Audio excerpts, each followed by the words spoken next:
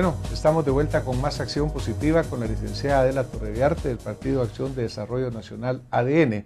Y en nuestro último segmento terminábamos hablando sobre la parte de constitución, el hecho de que la ley debe respetarse muchísimo, la participación de ADN como un partido nuevo y la forma como proyectan y quieren cumplir con la ley en este país. Hablando de eso, Adelita, un tema muy controversial y es de que, por ejemplo, ADN tuvo como su representante, han interpuesto un recurso en contra de la participación de Sandra Torres. Afirmativo. Fíjate que todos los políticos y la gente habla, pero en realidad no toman las acciones y las herramientas legales que corresponden. Nosotros interpusimos un amparo provisional, un amparo donde era preventivo, perdón, cuando ella el 8 de marzo sale anunciando su candidatura y el presidente dice que sí, que ella puede correr. Este amparo lo interpusimos porque fue una clara manifestación de su participación. En ese momento ella estaba casada con el presidente Colón. ¿Era contra la ley? Era contra la ley. Y luego, eso fue un domingo que nosotros interpusimos el amparo y el miércoles de la semana siguiente fue que nos enteramos todos de que se divorciaba para poder participar, lo cual es totalmente desleal a un país. Un país vota por su presidente y la esposa de alguna manera, porque todos tenemos una pareja, o si no la tenemos, pues vamos solos, ¿verdad? Pero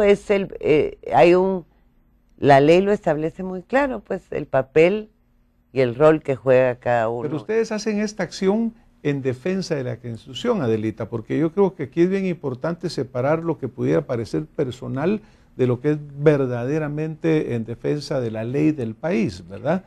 O sea que así la visualizo yo. Sí, y fíjate que el apercibimiento lo pedíamos para el Tribunal Supremo Electoral, el Registro de Ciudadanos y todos los partidos políticos para que no inscribieran ningún candidato que contraviniera la Constitución. Claro, no estábamos específico para ella. Al presidente, para que no apoyara, como lo dice la Constitución, tiene una prohibición de apoyar a candidato alguno. No nos dieron el provisional, tuvimos una audiencia, no hemos tenido una respuesta definitiva de la Corte de Constitucionalidad, a la cual nos presentamos a la audiencia nosotros y el Ministerio Público. El presidente no mandó a ningún representante, cosa que aprovecho la oportunidad porque para mí es una falta de respeto hacia la Corte de Constitucionalidad. Estaban los 5 magistrados, se abrió audiencia y no se presentó a nadie. Pues lastimosamente, Adelita, tenemos que movernos en el programa porque el tiempo nos camina. Adelita, digamos dentro de las prioridades que ustedes tienen o que van a ofrecer a la población de Guatemala, porque ¿cuál es lo que ADN le quiere comunicar al guatemalteco? Yo sé tu amplia experiencia en el área de seguridad, uno de los mayores flagelos que nosotros estamos padeciendo. ¿Cuál es tu posición ante esto? Mira, nuestro primer eje es seguridad y justicia, desarrollo humano. Vamos a hablar de seguridad y justicia. En el tema de seguridad, que es el tema que yo empecé a trabajar desde el lado ciudadano, ¿verdad? Por el flagelo y la inseguridad, y luego pasé a la posición de un ministerio.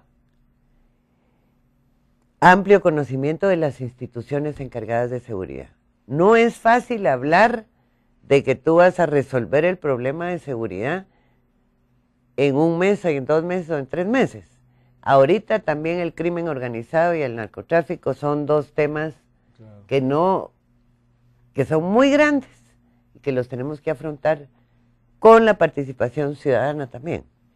Ahora, tenemos la seguridad ciudadana, la policía, necesitas una Policía Nacional Civil profesionalizada, una Policía Nacional Civil dotada de equipo tecnológico, porque ya una continuidad de la depuración de la policía, una continuidad de la evaluación de resultados de la policía. Adelita, voy a tener que interrumpirte, pero una pregunta específica. Esa propuesta es muy interesante, sin embargo, la hemos oído de otros candidatos. ¿Cómo la vas a hacer material? Porque a ti te tocó estar en el Ministerio de Gobernación recordamos que se lograron muy buenos resultados, pero siempre se habla de la escasez de recursos para ello y que son planes en cierta forma de largo plazo. ¿Cuáles serían tus medidas de asumir la presidencia? ¿Cuáles serían tus medidas inmediatas? Mira, inmediato es retomar el control en las zonas rojas. Y eso está comprobado y probado que se puede hacer. Existe la capacidad logística. Existe la capacidad, tienes que trabajar respetando la independencia de las instituciones, pero sí muy coordinadamente con un ministerio público y un organismo judicial.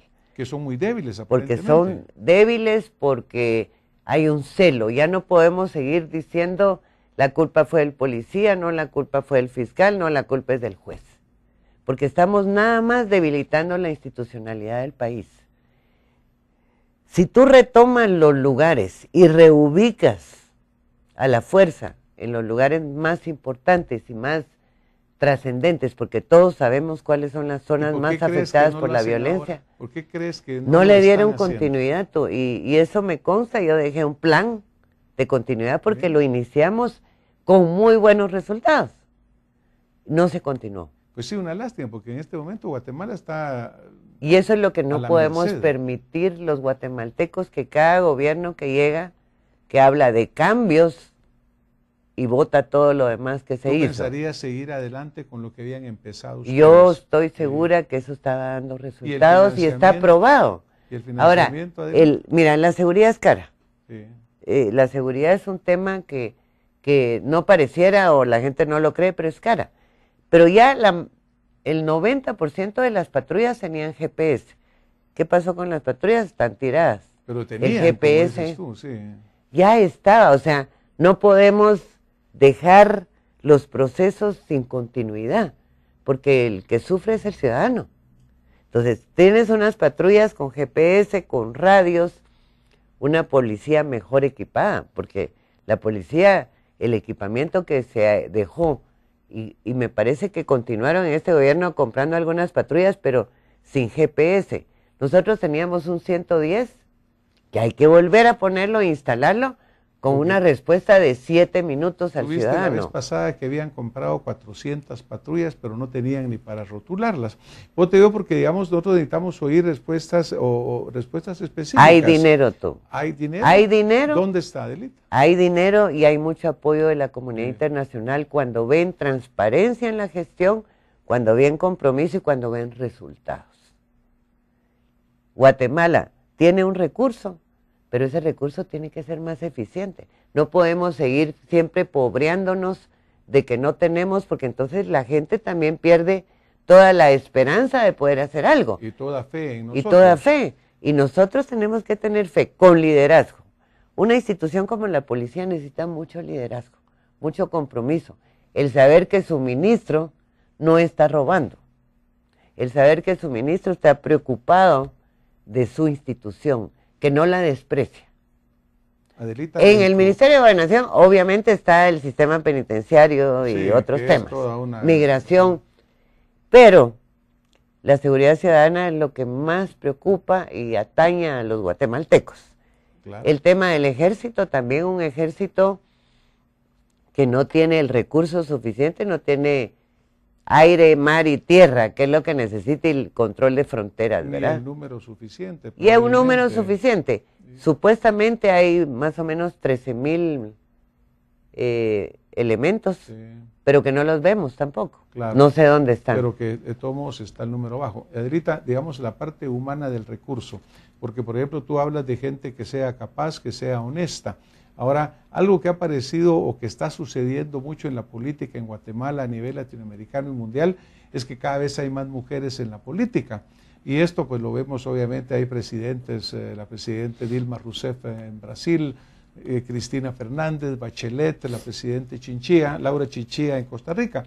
Ahora, ¿cuál es tu posición ante la participación de la mujer y cómo está ADN con ello? Mira, nosotros estamos muy satisfechos históricamente. ADN tiene, históricamente en la política, hemos marcado historia. Tenemos 2 comités municipales conformados solo por mujeres y eso nunca se había dado en la historia política del país. Eso nos da una gran satisfacción porque parte del proceso de hacer un partido político es cambiar lo que se ha venido haciendo que no nos ha dado resultados. Hoy por hoy, el 25 de... Tenemos los 18,000, 20,000 afiliados, que es el requisito legal. 48.7% son mujeres. Tenemos hasta el día de hoy 25% de candidatas para alcalde son mujeres. En el Distrito Central tenemos el 50% de los candidatos a diputados son mujeres, y en el global sería un 35% de candidatas a diputadas son mujeres. Eso nos da bueno, yo como candidata a la presidencia, pero eso nos indica que la mujer quiere participar, que quiere cambiar la historia del país, que en ADN se le ha dado la oportunidad también.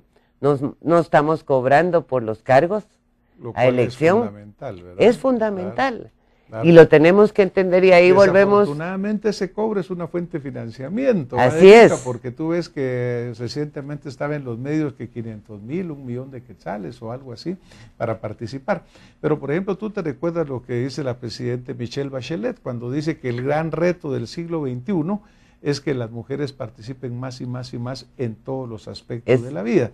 Y te mencionaba Dilma Rousseff porque recientemente, el 11 de junio, hay un golpe de Estado, le llaman en Brasil, en el sentido de que 3 mujeres son las que dirigen prácticamente el Estado brasileño. Sale un ministro Palachi que era muy fuerte en tiempo de Lula y es sustituido por una mujer que también tiene una gran experiencia.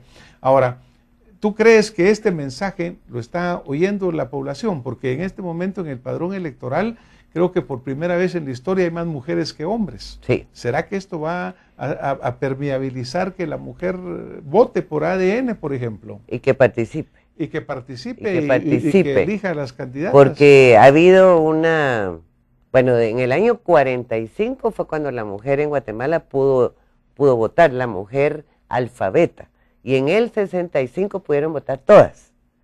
Aún hay comunidades en el interior del país, y tal vez de repente en la capital también, en que el hombre le dice si vota o no vota. Claro. Porque es un país que ha evolucionado, y yo confío mucho en la juventud, porque la juventud ya no es machista. La juventud está integrada, está trabajando hombres, mujeres, como debe ser. Porque ese no es un tema únicamente de mujeres, ¿verdad? Pero sí queremos ver más participación política de las mujeres. Ahorita tenemos una fiscal general, tenemos en la Contraloría General de Cuentas también. Hay cargos ya de relevancia, claro, sí, ¿no? que están en manos de mujeres, pero como estamos hablando de tema político partidista, yo creo que para poder trabajar por la mujer entiende mucho a la mujer. ¿No?